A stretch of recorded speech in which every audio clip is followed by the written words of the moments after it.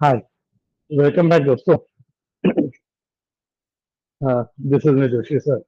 हम स्टार्ट करते हैं आज के सेशन के साथ, जहाँ पे हम लोग वाइब्रेशन का एक बढ़िया न्यूमेरिकल पढ़ना चाहते हैं। क्या है question and what is the weightage of the question, ये पहला आ सकता है। तो बेटा, general weightage for this type of numerical is 5 marks and it is based on very fundamental law of vibration. क्या है, कौन सा फॉर्मूला है, उसके साथ बात करेंगे। लेकिन उसके पहले what is the question. Hope so question आपने देखा होगा, डिस्क्रिप्शन में अवेलेबल है। नेक्स्ट टाइम पढ़ता हूँ एंड हम लोग स्टार्ट करते हैं। The natural frequency of spring mass system. Oh, the first important word is natural frequency, तो उसे अंडरलाइन कीजिए। एंड जब भी नेचुरल फ्रीक्वेंसी वर्ड आएगा, हमें ये लगता है कि it must be either F N या it may be either omega N. तो एक तो वो एफ एन है या ओमेगा एन है। अभी क्या है और कैसे काम करेंगे देखते हैं। Of a spring mass system is found to be 2 hertz. अभी इसका यूनिट देखिए, यूनिट है हर्ट्ज में। तो होप्स अभी आपको समझ में आया होगा। जब भी यूनिट हर्ट्ज में है, it must be f n. And जब भी यूनिट रेडियन पर सेकंड में है, it must be omega n. दोनों को हम लोग वर्ड यूज करेंगे नेचुरल फ्रीक्वेंसी। तो you should be very particular for writing the data. तो चलिए स्टार्ट करते हैं इसके साथ। We're interested for given data and Fn value is available as 2 hertz. When an additional mass of 1 kg is attached to the original mass m, okay, मतलब शुरू में मास m था, उसके बाद एन एडिशनल मास आ गया, उसका नाम है स्मॉल m।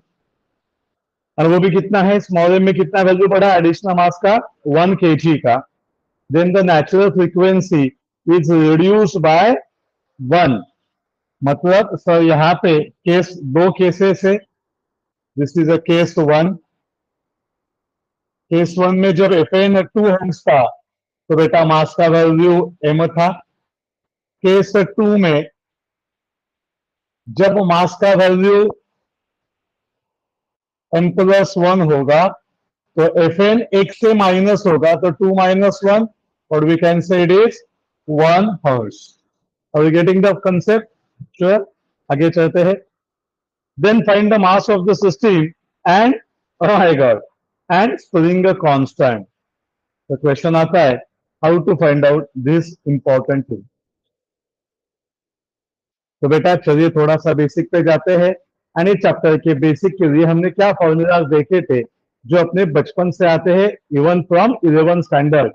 यस दोस्तों, 9, 10, 11 से या इवन इन डिप्लोमा कोर्सेस ये बेसिक बातें हमें पढ़ाई जाती है। तो सबसे पहले देखने का क्वेश्चन में क्या अवेलेबल है, एफ एन है। एंड खुद से पूछने का, क्या आपके पास एफ एन का कोई फॉर्मूला है? तो आंसर होगा yes. And what will be that formula? आइए दोस्तों लिखते हैं एफ एन का फॉर्मूला। Anyone is interested to tell me what is formula of F N? Come on दोस्तों, it is 1/2 pi root of K by N. सही है? हाँ सर। तो दोनों केस के लिए ध्यान से देखेंगे तो एफ एन का वैल्यू हमें पता है, 1/2 पाई जो कांस्टेंट है। पहले केस में के का वैल्यू के है, मास का वैल्यू एम है।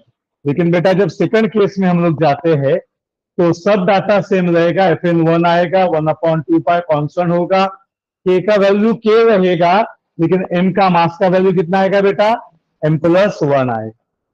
तो मतलब मोटा मोटा बात करेंगे तो what is the moral of story. ये न्यूमेरिकल का कहना क्या है? ये न्यूमेरिकल का कहना है कि बेटा आप सिस्टम की नेचुरल फ्रीक्वेंसी चेंज कराओ, एफ एन को चेंज कराओ, आप मास को चेंज कराओ, चलेगा।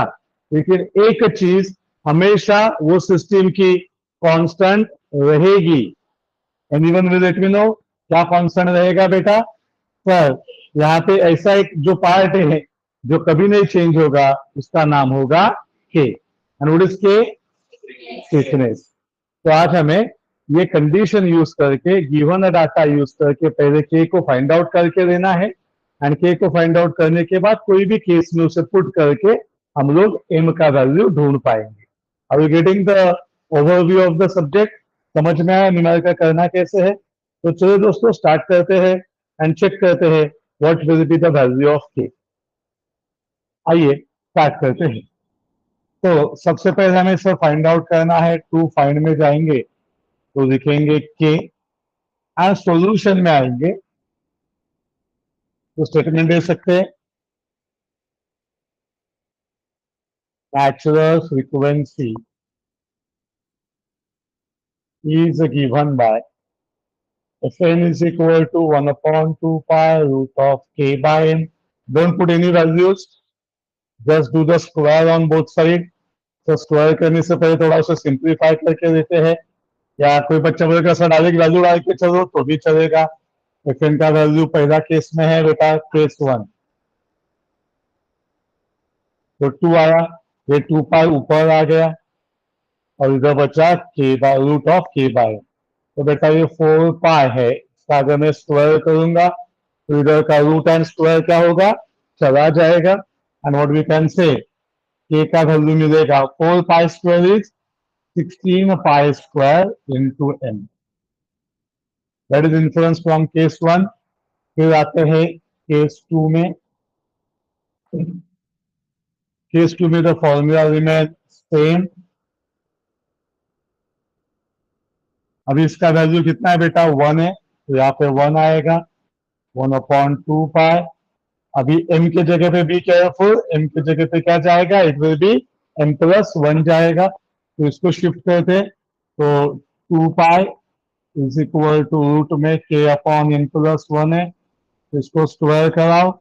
4 pi square is k upon n plus 1 है एंड k का value 4 pi square into bracket m plus 1 है। तो are you getting this concept?